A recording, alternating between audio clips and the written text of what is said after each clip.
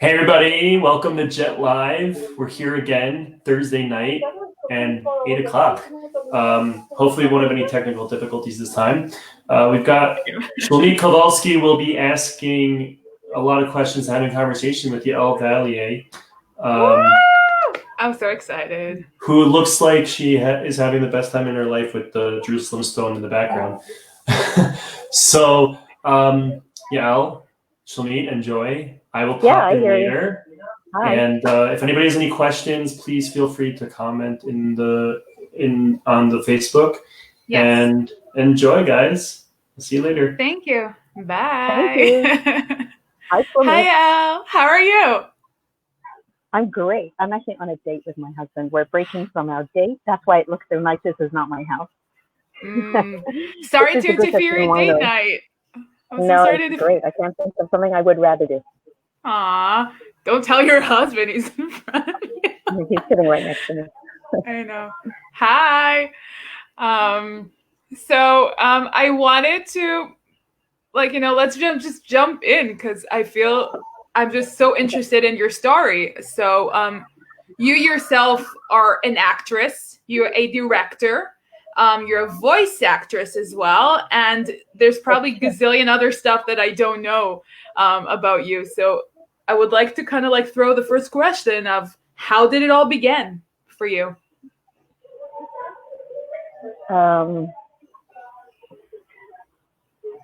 How did it all begin? Wow. Okay. So I don't know if you know, I was born in Japan and my family lived there for many years. So, and I lived there until I was 6.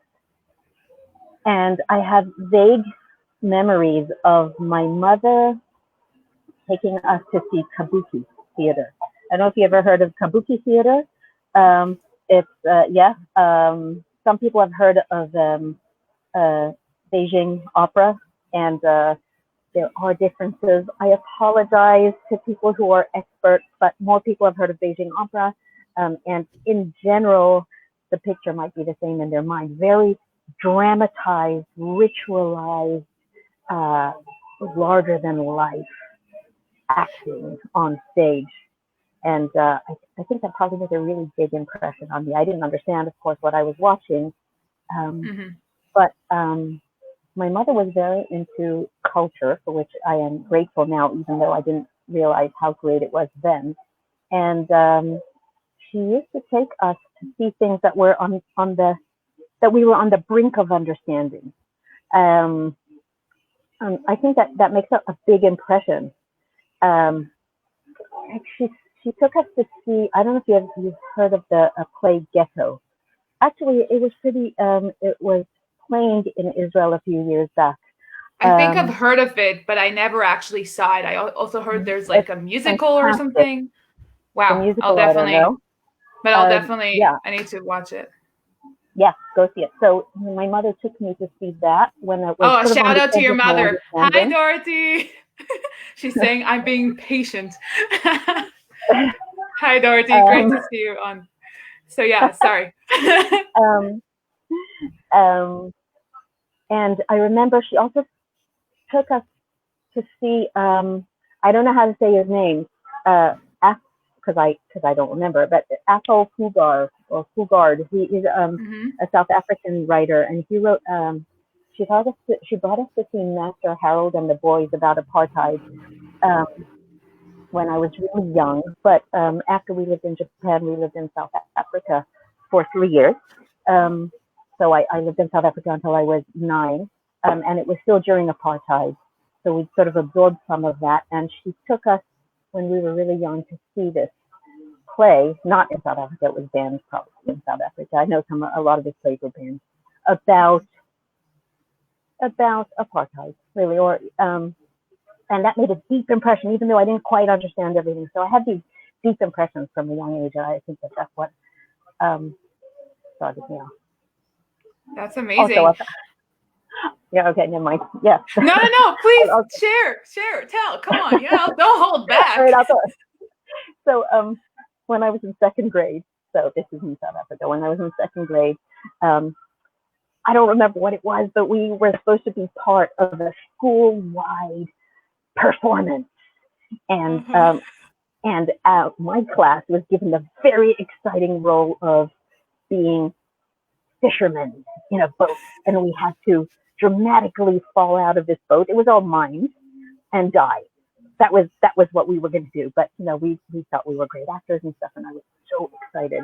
And so I remember rowing in this boat and being tossed by the waves, and then falling out, and then that was it. We just had to lie there dead on the stage. And so wait, my third grade play was even more exciting. So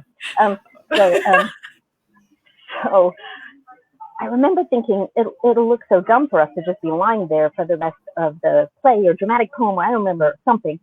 So I said to the teacher during the rehearsal, well, how about we fall out of the boat and die, and then we can slowly become waves, and then at least we're there was, I think some other class was the waves, right? So then we can join the waves, and then we don't have to just lie there on the stage being dead.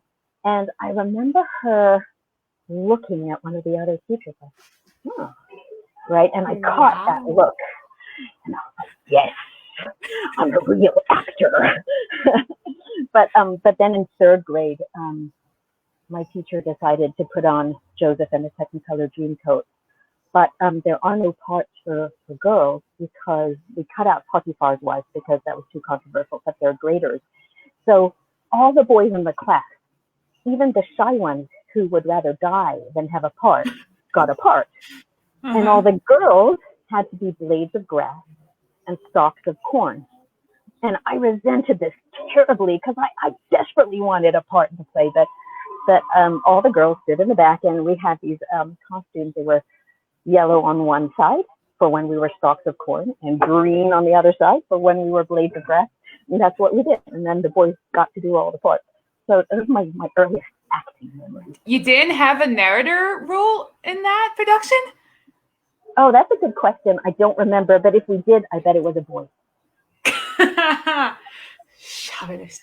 Anyway, but wow. So, but what I really like is that the fact that, but like you said, first of all, there's this big quote that people say, there's no small actor, there's no small parts, but small actors. But I think it's true. I also remember that I did some small stuff like this in elementary, but I hated doing it. Unlike you, I was like, no, get it away from me. Really? So it's very interesting that you also it's already a spark of creation. You already started to be innovated. And the fact that the teacher actually encouraged that, I think, is actually pretty nice. It's gives you a thing of I want to do more. I want to do more, which I think is remarkable to say.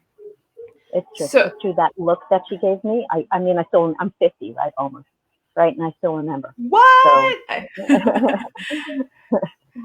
But wow, that's amazing. So when did you get to Israel, if I may ask? Yeah, you may ask anything. 1997, came to Israel, and we moved to Efrat in 1999, and then after about 2 years, I decided, I don't know anyone in this new town I live in, or it's not this town I live in, so I should do something to get to know people. So I auditioned for Raise Your Spirit show Esther and the Secrets of the King's Court, which was very fortunate for me because it started a very happy time for me in Raise Your Spirit, for which I'm grateful. And I got the part of Haman, which was really cool for me, and it was during the Intifada, so no one had anything to do. So tons of people came to see us. It was good. It was a good show also. No, I just like the fact that you played Haman. I feel like you like playing the vicious people. Sorry, that's something I remember from your resume. It's easy for me. They're not hard as it's not. Because you have to access your inner. I won't say the word, but your inner very bad guy, and that's not hard for me. Well, I'll tell you what I learned something from. Okay, so the year after Joseph, the Joseph debacle, the Joseph and the 2 years later, in South Africa, my teacher decided. No, this is Joseph was fourth grade. I was already in England. Doesn't matter. I lived in England too. We moved from Japan to South Africa to England. Okay, so wow. So my teacher put on was going to put on Cats. I was really excited, and this relates to the Haman thing. So I wanted to play Grisabella, who sings Memory, I think, right? And I knew that wasn't what people would think. Okay, maybe I'm wrong. I knew that wasn't what people would feel as my personality, because people think I'm funny and stuff, right? You should a serious role. But I really wanted to do it. It was one of the first musicals, maybe the first musicals I've seen. I'm so excited. And I auditioned with that song, and I knew that I did a good job. And so the teacher so had to give it to me because I did a good job. But it didn't sit well with her. And so the next week when I didn't do my homework or something, she said, "Oh, how could you not do your homework? I'm taking that part away from you." And she gave it to this other girl in the class who everyone expected to do that part, because it was, it was more, what they saw of her. She was a serious girl and dramatic, but okay, all right. So then, but we hadn't been finished with the auditions. And then I thought, okay, well, then I'll be the Rum Tum Tugger. I don't know if you've ever seen Cats or know this story, but the Rum Tum Tugger is this, rocking, cool guy. I was like, okay, I'm going to be the Rum Tum Tugger. And so, and auditions came up for Rum Tum Tugger. And this sweet, shy kid, Yael Valier, who had never, he never said a word. And he was just this quiet, smart kid. He came out on stage. He was like, "The Rum Tum Tugger is a kid," and he was awesome, and he was way better than me. And I could see that he was way better than me. I could tell qualities, and I didn't get the part, and it taught me such a great lesson. It taught me that you have to go all out. And so you asked me about the Haman, and I played other bad guys. I learned from Yael Valier in fourth grade or whatever it was, fifth grade maybe, that you have to go all out and not be shy. And it's so hard. And you know what auditions are like. It's so hard to put yourself out there. And the willingness to just get out and act like a crazy megalomaniacal bad guy and not hold back, even though people might laugh, right? In an audition, then is an advantage to know how to do that. And so I learned that from Yael Valier, and I'm grateful for that also. Wow, that's amazing. And I remember, we'll talk about it later, but I remember that with working with you with Off the Derech, now we're a little hitting the other side of this journey, is that be sincere in every moment. Don't try and put an act, just be sincere, but be all into it. No matter if you're the bad guy, no matter if you're the very innocent one, just be genuine. And I think that's something I learned from you, especially. So that's amazing, to see how already, we can see it, in a very early age and very early in your journey. So that's amazing. I think you're being overly nice. I don't think I understood the importance of sincerity. Well, maybe now you understood. Maybe it wasn't your subconscious, but you never know. Now I know that things are funny if you're not going for the humor. If you're playing them utterly sincerely, that's when things are funny. That is correct. That is correct. So your first show in Israel was Esther, and what afterwards? What else did you do? Okay, so I spent a few years in the Raise Your Spirit Theater Company, again, with great happiness. One disadvantage for me is that it's all women, so and everyone else in my family is male, so it's not something I was able to do.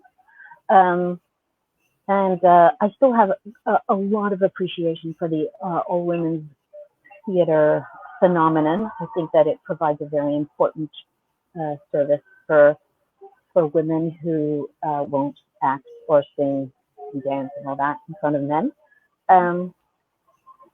I feel from another part of my life, but a part of my life that obviously touches on everything that I do, that the increasing gender separation in Judaism is not good.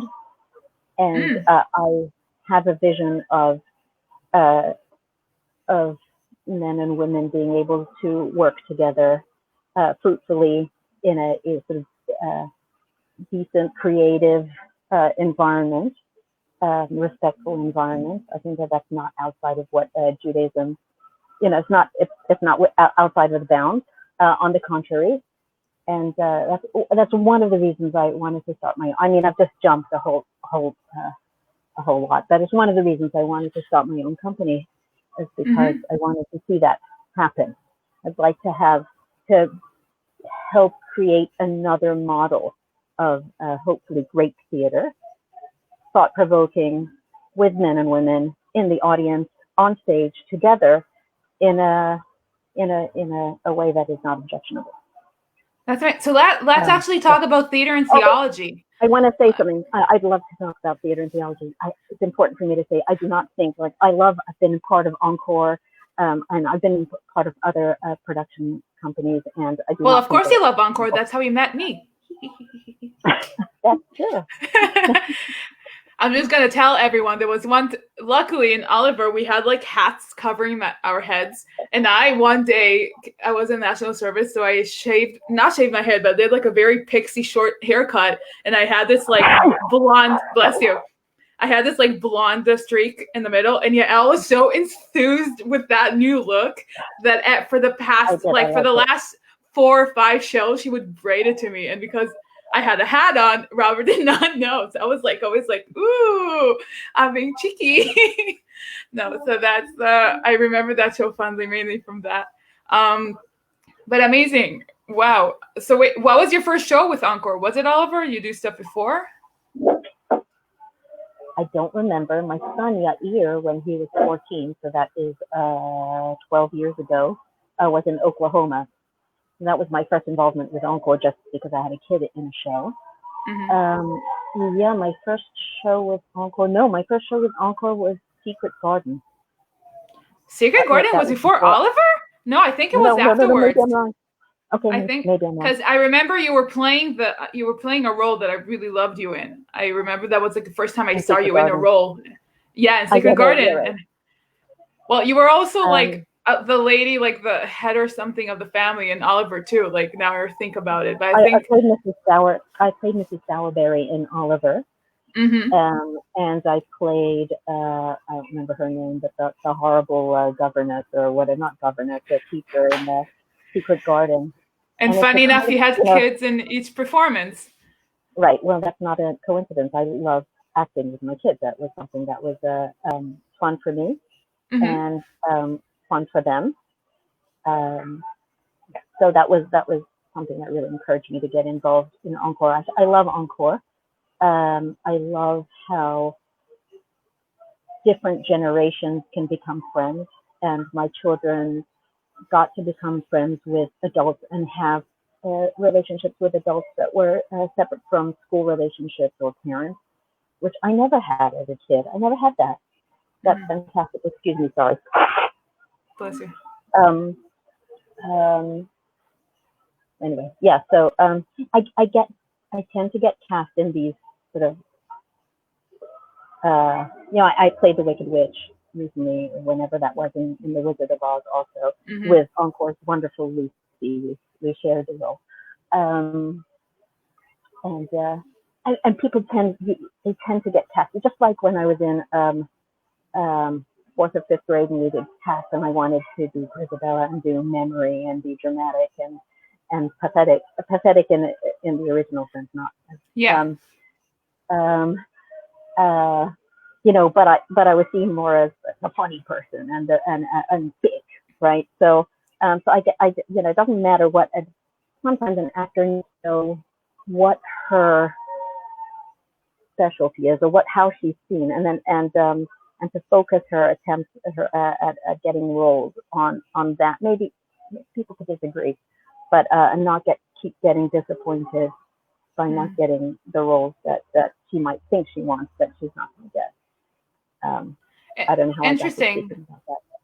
Yeah, No, but so, it actually right. brings So me. so, yeah. Sorry. I just for some, what you just said now kind of like shot it in my brain, like the term of typecasting. Like, and then of course I'm like saying another side of you of your craft is being a director and also a drama teacher. So maybe I would maybe jump a little ahead. I usually like asking it in the end of the interviews, but maybe like a little before, kind of hit it in terms of what is it you look for as a director? Like what do you look for as a director?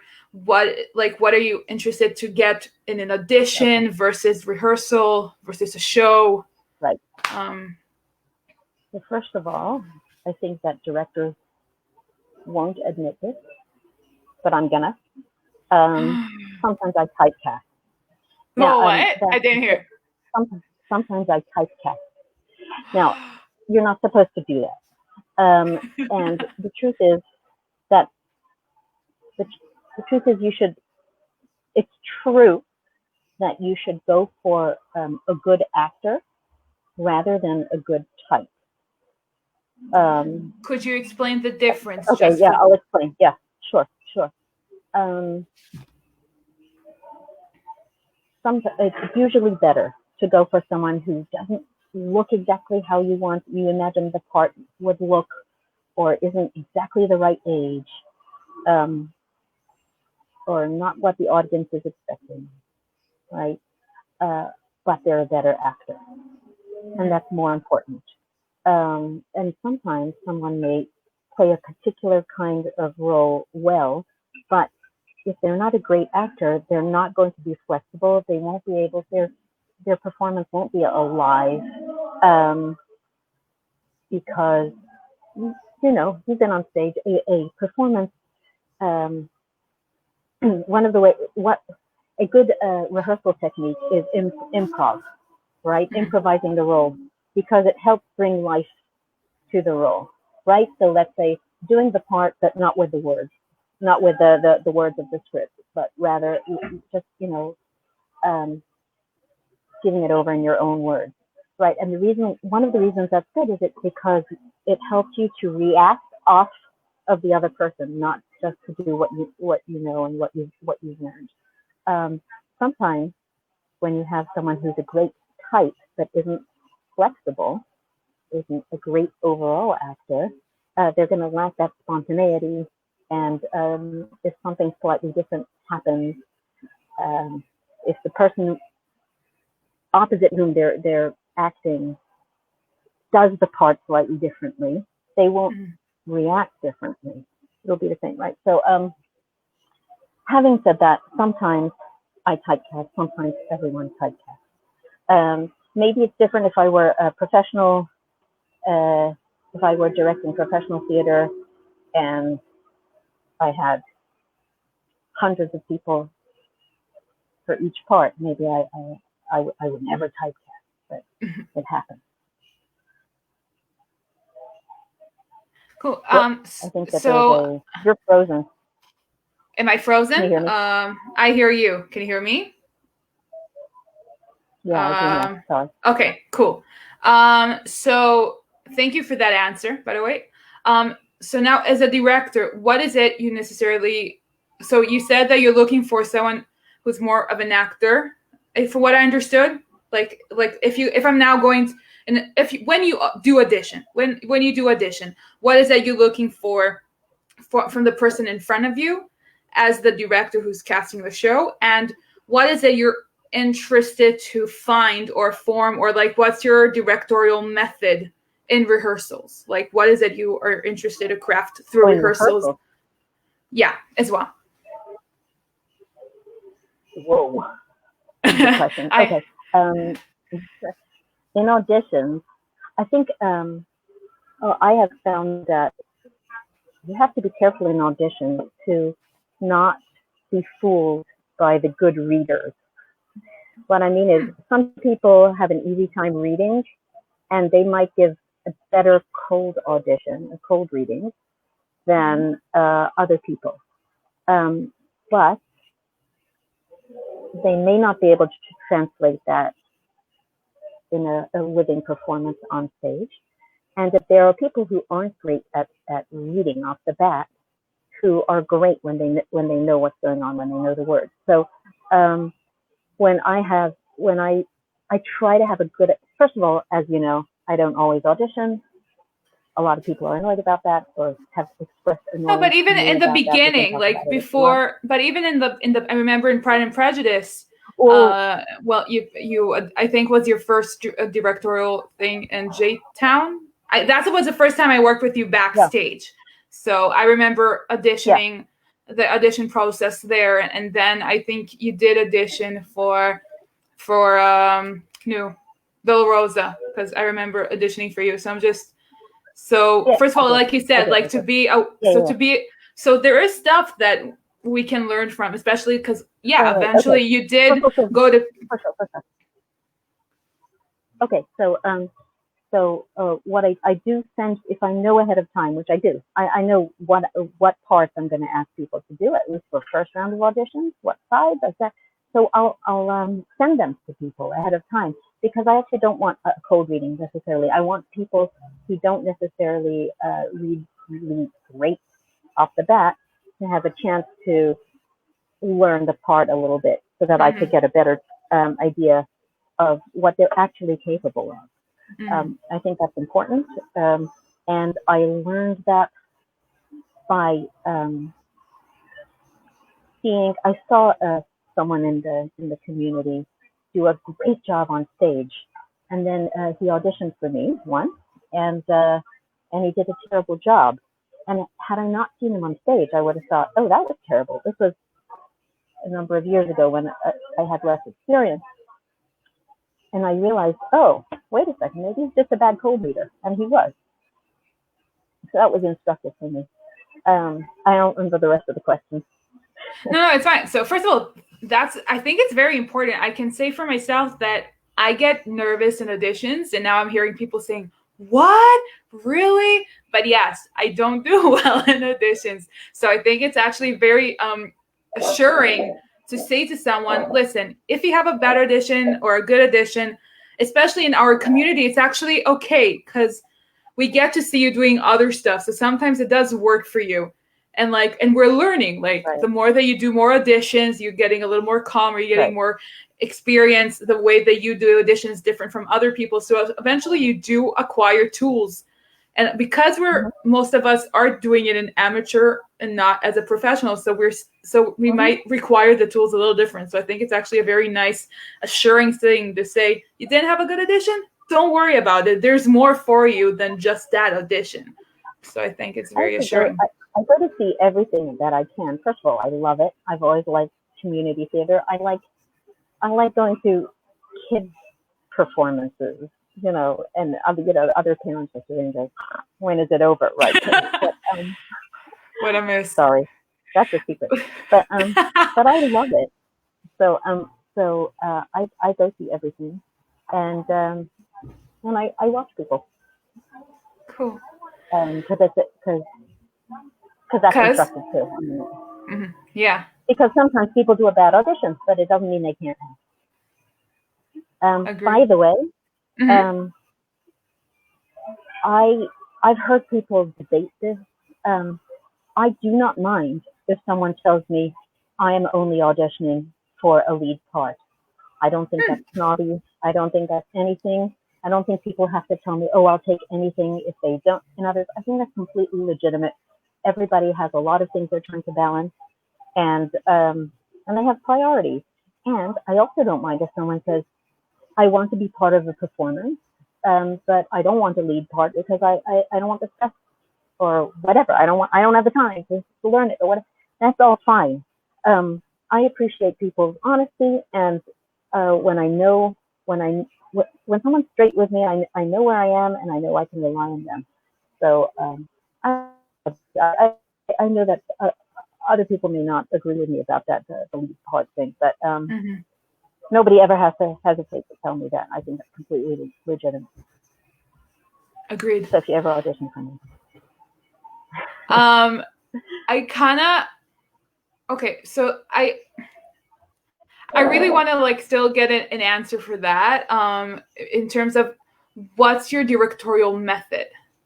Like, what is it you like? How do you like? I did get the chance to work with you, but I'm still interested to know what's the method behind it. And everybody gets to see you hopefully in Miracle on South Division Street. Hopefully, Yes. when we reopen. Amen. Everybody come and see Shlomi and all the other wonderful actors. It's a fantastic play. Yes, it is a fantastic play. No joke. No joke. But I'm interested to know, like, what's your method or what's your like process? Okay. I'm constantly trying to balance. As you know, I approach actors. I did not have open auditions for our current production. I approached people. I approached some people to audition. And the advantage of that for my actors is that I greatly respect my actors, and I respect their instincts and their vision. So I'm constantly trying to balance that with my instincts and my vision, right? Mm-hmm. And I find that you asked me about my methodology. One of the things I try to do is I try to sit back and watch my actors and tweak maybe, or even sometimes, as you know, I'll come in and say, no, sorry, don't like it. But I do encourage experimentation on their part. So because I don't come with an absolutely clear picture of how things should be, because it doesn't allow for a process to develop. Right, and every play is going to be different with a different cast, and the chemistry among the cast matters. How they interact matters, and so I do a lot of work before a play happens, as you know, breaking up the play into its little component parts, and thinking about how to put them together. But once we start rehearsing it, I'll watch to see how things develop. That matters to me. And I mean, the other things that my other methodologies are known, will be known to the actors and directors. And I as you know, because we work together, I have individual sessions with each actor, and we spend a lot of time trying to figure out what is your objective. Right? That's not a huge innovation. That was Stanislav's huge innovation 100 years ago. No, but it matters, because when you walk onto the stage knowing what it is you're trying to achieve, and as you know, because I'm constantly saying it in rehearsals, that it's got to be urgent. You have to desperately want to achieve whatever that is, right? Because if you don't feel the urgency, the audience doesn't feel the urgency. If the audience doesn't feel the urgency, they'll be bored, right? So I spend a lot of time with my actors trying to figure out what is your objective? What are you trying to achieve? And how does that express itself? We go through, as I have with you, line by line. How does that objective express itself in this line, right? It matters. If you have to motivate every line, and because if you don't know why you're saying a line, then neither does the audience. You instantly lose their interest. So you spend time doing that. What else would you like to know? That's amazing. No, I just love those answers, because I'm like, yes, and like the more that I do stuff, the more I'm like, oh my god, I agree. Now I understand why. And I'm just like, so thank you for all those jewels. We are unfortunately getting closer to the end of our interview. I do want to talk about theater and theology, because I think what you've created was amazing. Like just the idea that the Q&A, the theater and theology as like components that can actually collide. So if you can talk about how it all created, which happened to be because of Miracle, but I'm just saying, like, if you can kind of like walk us through of how did that create, and what was your intention by having that, or So I read Tom Douglas' Miracle on South Division Street years ago. Loved the play. Everyone, please come and see it. whenever we open. Yes. In short, it's a lovely, charming, hilarious story about a Catholic family that believes itself to be special because a wonderful miracle happened to them. And then the vision, the miracle, and then they get new information that casts doubt on the miracle. And the question is, what do you do? What do you do when you think you're special? And when it's really important to you to think you're special, and when you think that the world is miraculous, and then maybe it turns out that the world isn't. It's a crisis that Orthodox Jews who are open to the world and philosophy and science have to deal with all the time. That's definitely something that I've dealt with in my life, and so it resonated. But it does it in such a sweet, hilarious way. It's really not heavy. So I wanted to, however many years ago it was, Raphael Tosh of J-Town had been asking me to direct for J-Town. I think it was 4 years ago because it happened to the period that. No, this was before. It was before Pride and Prejudice. Before? Okay, then it was for years, for a couple of years, he'd been saying, "Hey, do you want to direct something?" And I did. I wanted to, and it didn't work out. And then eventually, he asked me if I would do Pride and Prejudice, and all right, don't tell anyone. I don't like Jane Austen. There, I said it. We're done. Hasta. Right. Colin, come on to do a show that you don't like. Wow. Right. So, but I wanted to direct, and I decided that if I kept saying no, Raphael, who was running J-Town at the time, and J-Town would just lose interest in me. So I said, I'll do it. And actually, it was a wonderful process. And there were a lot of things about the play that was sort of pared down that I preferred over the book. So it was a redemptive experience. But anyway, I was so excited afterwards. I said, okay, great. I have this play. It's called Miracle on South Division Street, and I want you to produce this so I can direct it. And I was so excited, and they turned me down for various reasons. One of which was that one of the three people reading it didn't like the play. She was wrong. No, there is no wrong. Nothing's objective. Opinions, theology, everyone in their own opinion. Right. Just saying. So I decided, darn it, I'm doing it on my own. I think I've gotten old enough and confident enough to take a risk. And Judaism and theology and philosophy are important to me. And I've been thinking of a way to combine them. I had a previous iteration of a plan. I talked about kabuki theater right at the beginning of this interview. I had this idea. I still might do it one day. And I was going to call it kajuki because it was... That's brilliant. I'm looking forward for that. So I was interested in a sort of ritualized theater, which kabuki is, and Judaism involves a lot of ritual, but not in theater. We do have sort of theatrical events, like the Seder. It's a theatrical event, and that's what inspired me. Maybe one day I'll get back to it. I don't remember why I started saying that. Of how you got to theater and theology and how. Okay, so I've been mulling these ideas, and I decided,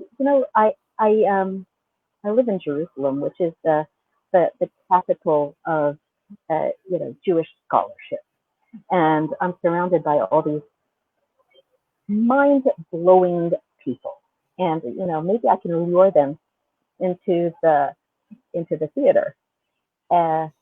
And theater and theology, I'm really excited to report that every time we do a production, more people who don't usually go to the theater are coming in. I'm bringing in people who are outside of the theater community who are intrigued because of the content, which is great. So I'm interested in bringing these philosophical Jewish debates and juicy debates to the theater-going audiences, and theater and high-quality theater to the scholars. And it's been, thank God, really successful so far. We get to sink our teeth into really fun stuff.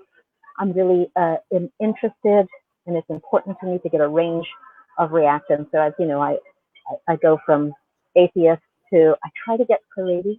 It's very hard to get Haredim into the theater.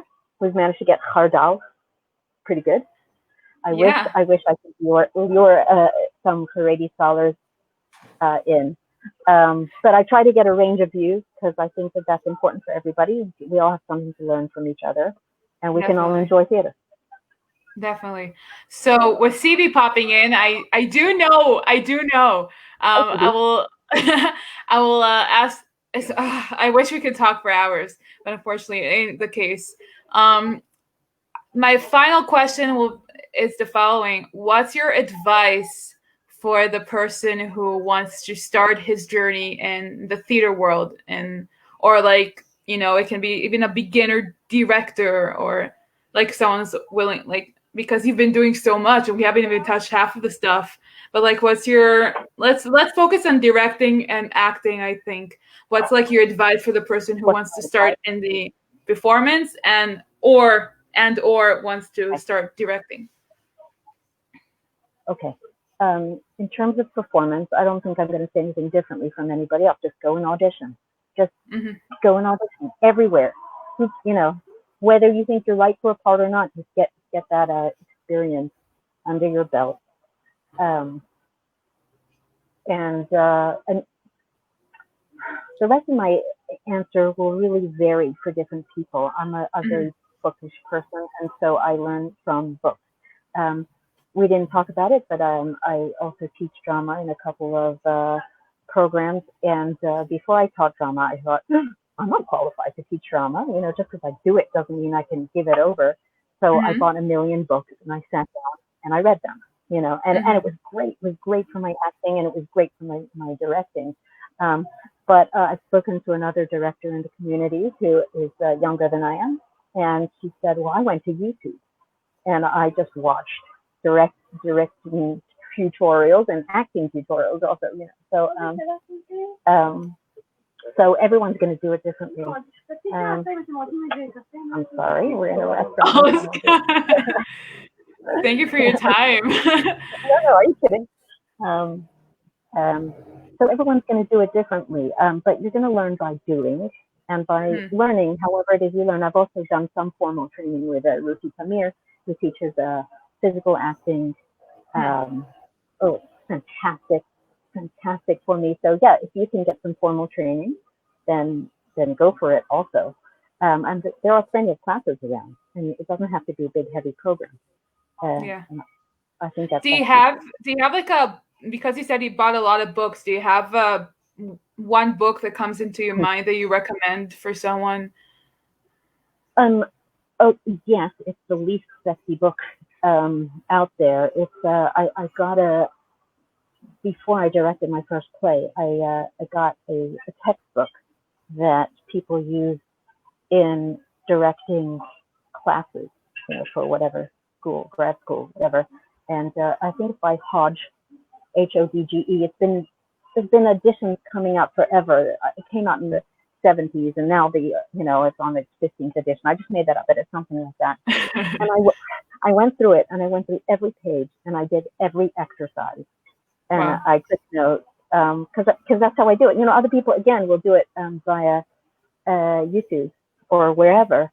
But it was extremely helpful for me to do those exercises and to map the thing out and to learn about. I thought before that directing was about the acting, but it's also about the overall vision that you have for a play. You have to know what your vision is, what your themes are. I've learned from Rabbi Johnny Krug, with whom I work now, who's my designer, who's been doing this for decades and has been doing it in community theater settings, on Broadway for decades. So I'm learning from him, and it's very good for me to print this under him. But I learned from the directing books, and especially this directing textbook, that you have to have a vision and a design that encompasses everything from the theme to the colors to the lighting, and that it all has to work together to make something coherent and beautiful. And I learned that from sitting and reading and mapping things out and doing the exercises. That was helpful for me. And also going to see lots of theater. Yeah. Which helped Wow. with those eyes, having read and looking and knowing what to look out for. Amazing. Yael, thank you so much. I really enjoyed this interview and I learned so much. I hope you guys as well. Thank you for everyone who tuned in. Marty, Gabby, Sharon, and Doti. Hi. I miss your mom. And CB, I'll let you close our interview. I actually saw your mother. She got her favorite drink from Kenyon Hadar. We were social distancing, of course, but it was like the first day you could go out to the mall, and she was just sitting on a bench while Tina and I walked by with our dog. I can't see you, but I'm happy you're here. It was really, really nice. Thank you, Yael, so much. It's amazing. Like the process of Jet Live is like where we were. I'm so happy to have Shlomit on here because she asks the really great questions about the acting process and obviously the directing process with you.